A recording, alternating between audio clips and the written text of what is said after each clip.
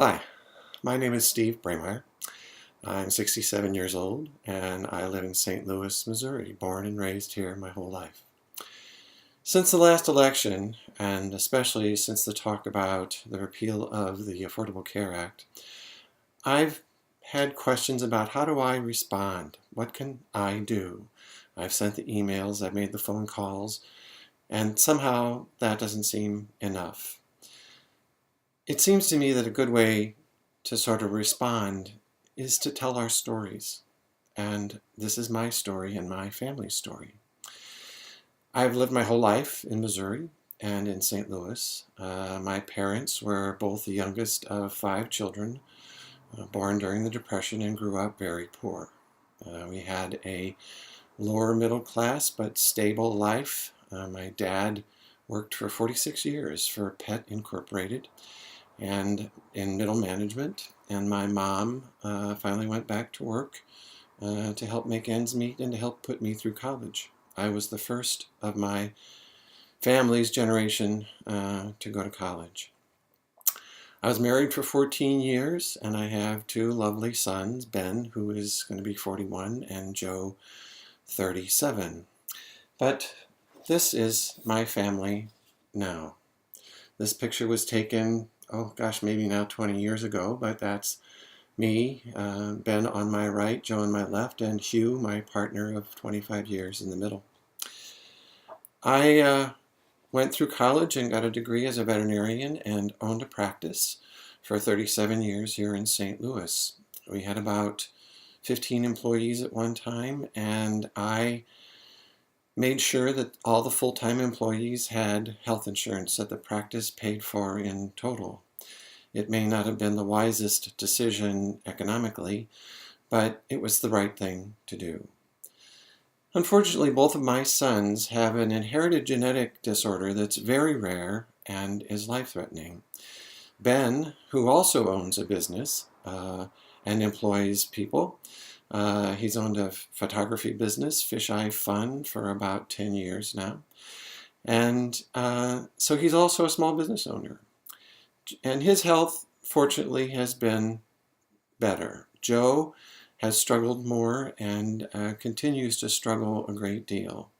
For a time, their health insurance was provided when they didn't have it through employment by the Missouri Health Insurance Pool, which was better than nothing because they had coverage. But the cost was at double what it would have been for someone their age, and there was a cap on it of $1 million, which unfortunately, especially for Joe, was not enough. Now, Ben, being self-employed, depends on the Affordable Care Act for his health coverage. And it's been a godsend for us in Missouri. And Joe, unfortunately now, is unemployed and is on disability and gets his health care coverage through Medicare. And also through additional coverage that, fortunately, my partner Hugh and I are able to provide for him. But if it wasn't for us and his mother, who contributes when she can, Joe would be falling off the deep end. He's seriously ill and depends on the Medicare, and I'm his primary health care giver at this point in time. Ben is very worried that, being a small business person, owning his own business, and relying on the Affordable Care Act for the coverage that his life depends on. It's coverage that the lives of many people depend on. And I understand, that it hasn't been perfect, and I understand that there are states where the rates have jumped tremendously. But it's not because the insurance business and the insurance companies haven't made a lot of money. They still have.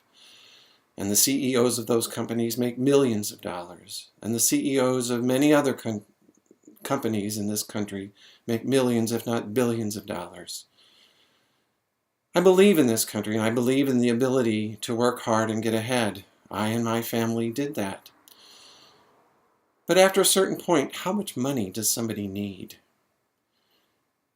And although I think the American dream belongs here, that anybody can do anything, at some point we have to say enough is enough.